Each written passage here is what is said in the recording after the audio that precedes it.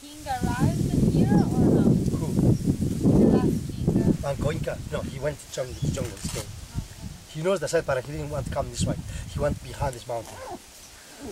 So later, when Manco Inca was killed by the Spanish and by his people as well, these people probably they passed by the Sacred Valley. And they walked through by the valley because we know if you follow by the Sacred Valley, you're going to find many other archaeological sites like Choqquequirao, Espiritu Pampa. There's many other sites. Even last 4 years ago, the archaeologists has been found at the north of Machu Picchu. One of the archaeologists in the jungle is twice much bigger than Machu Picchu. This is some archaeologists, they say that. So it's still uncovered. What's that site called? Nobody knows. Oh, I think people promise Paititi. That's the Paititi. But we don't know it. So there's a many followed by the Sacred Valley, the jungle. So then that's how the Spanish they get to Vilcabamba. That's how the kings are passing. The one thing is they really came, I can prove it, I can tell you so much. Picchu is absolutely untouched, undisturbed by the Spanish people. How can I prove that? Because here in Machu Picchu we're not going to see any temple, not any church, Spanish church, not any colonial building here. That's the evidence that the Spanish never had Machu Picchu.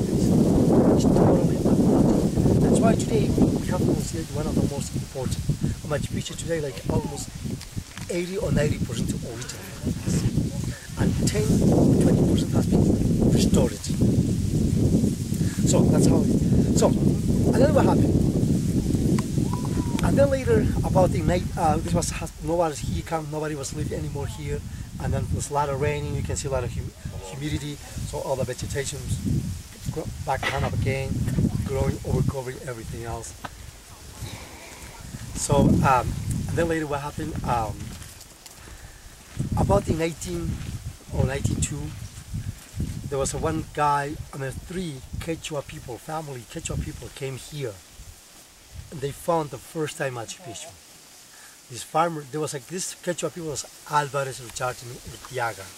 Those three people, three families found and they were working here at Machu Picchu. Some of the terrace in the bottom, they were farming, they were working. Even at the sun gate, on the sundial, the corn was growing there, so then they knew that. The thing is, for the Quechua, the farming people, they knew that, but for them it wasn't that impressive to introduce into the world. Terrace, they knew it was used for farming. That's how they used it. And this guy was paying one soul every month living here. The guy who was living here, or the owners on this land, he didn't even know what existed sites. Only these three people. And they were living here, according to our history, say they were living about for 8 years. Between that, probably there's some of the Peruvian archaeologists already had been here, they studied, but they didn't really write any book. But people, they knew about the Picchu. Picchu. Which means by the Picchu, what's Picchu? That's Picchu. So, and then that's finally, Mr. Jairo, you know, he's come originally from Honolulu. He was a professor at University Yale. He was interested in following the same route what Simon Bolivar did it. He was following the same route. So, and then finally when he got to Peru, he heard about, because he was a professor at the university, he was a history professor, and he found out about whole Inca history and about the last city of Vilcabamba. So that's why how Hiram Bingham became very interesting to look for the last city. But by the time he had a special sponsor by the 3 different institutes, by the National Geographic, University Yale, and by the government of the United States. When he started exploring here, well, you know how old he was? He was 30s, in his 30s about. So he's not really that, you know, expert in archaeology yet, but he was a professor. But that's how he came. He especially had a deal with our government, and he came to Ollantaytambo. But before he came to Machu Picchu, he was many other places in around, like in Choqquequirao, in Ollantaytambo, Limatampo, I think it was in Paucartampo, many other places. So, and then finally he decided to come because he knew that the National Geographic was helping to, if you follow the Urubamba River, it's going to the jungle. And in the jungle, probably there's the last city, that's how they get going down to the jungle. that's how Hiram Bingham walked. He walked from Ollantaytambo, the valley down there. Look at how bushes. Can you imagine walking through this kind of jungle, right? He was in the jungle. He thought he was already in the jungle. He walked, he passed this side, guys. And behind this mountain here, behind this mountain right in front of us, that's the Huayna Picchu. Behind the mountain was living these 3 Quechua people. And they were, these Quechua people, by accidentally they got there, and then Hiram Bingham asked, hey guys, did you see any archaeological? I'm just putting together, I mean, like, of course there's land history, no? So he asked, did you see any archaeological site around here? Any ruins? Not archaeological, any ruins? And the Quechua people, yes, Machu Picchu. And this word, Machu Picchu, it's, nobody else knows what has been called this site.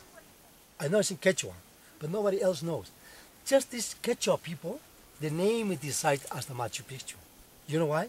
Because when you go on the bottom, when you look at that mountain, that's the biggest and tallest. So, according to the Inca philosophy, this mountain are still a process, still growing. So that's why he called this mountain Machu, means old mountain.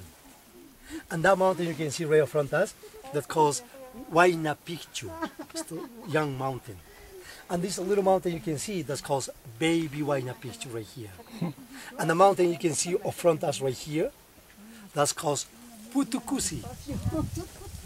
Putukusi means happy bride. And behind this mountain, right behind the cloud, you can see this, the mountain is really pointing like this. That's called Yananti. Well, like this. That's how. Pásalo, papá, por favor. So that's how these Quechua people, they renamed all the sites. So when Hiram Bingham came here, what did he say? Machu Picchu. So next day, when these guys spend in Machu Picchu that date, I mean in that mandor, this Hiram Bingham, and the next day he paid 1 sol to a little boy, to Alvarez. He was 12 years old, and he took Hiram Bingham up to here. So when I got here at the Machu Picchu, the site wasn't look like this. It was overgrown with the trees, vegetation. And then when I discovered the last city. That's what he said. But it's good what he did it. So, and then what happened with him? He was spending here at Machu Picchu for 3 years. First I was digging. First what I did, he was cutting the trees. That's a little bad thing what he did, guys. In the urban area, there are, so you can see, the massive large trees they were growing since 1546 or 1536 until 1911. How many years that, guys? Almost 400 years. In 400 years, you can imagine how large can tree can grow in that. So they were growing there, and then the Hiram Bingham did cut the tree, and the big tree fall off over the wall, buildings, terraces. That's caused a little bit problems. But he had to do it because he needed to take a picture how much picture is. And when he finished cutting the trees and taking picture, and after that studying scientific studying, of course. By the time in 1911, he didn't have it with him yet, decarbonate. You know decarbonated? Yeah, he didn't have it by the time yet. So, but that's how I was working scientific expedition, working around here for 3 years. And while he was working here, he found almost 160 bodies, and 20% of them belongs to men, according to him, and 80% belongs to women. And according to him, even, can you see the big rock right there, next to the thatch roof? Behind this thatch roof right here at the left side, there was a cemetery. They found a lot of bodies there, and there's a lot of there's one real tomb down there, there's a lot of caves down there. That's how we found a lot of mummies right there. So, and then, when he was also, he found almost 42,000 artifacts. Everything, whatever he has been found, is not here. He's been taken with him to the United States. So right now it's in the United States. We just got back with a lot of arguing with our president, like 6 months ago. Like we had the artifacts already, and the last month we got another, I don't know how many pieces we got as well. So now everything is now in the museum. So if you have a chance, you can go to see this artifact.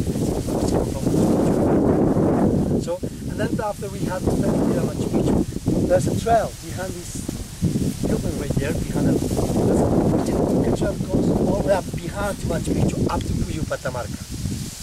That's how he did it.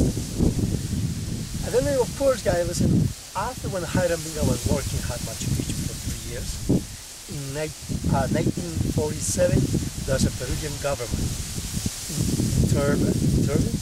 started restoring working here at Machu Picchu. And after this 1947, there are many archaeologists, anthropologists, and geologists already happening at Machu Picchu, and they're giving a lot of information, guys. So now today here we have so many informations, but still, believe it or not, Machu Picchu is kind of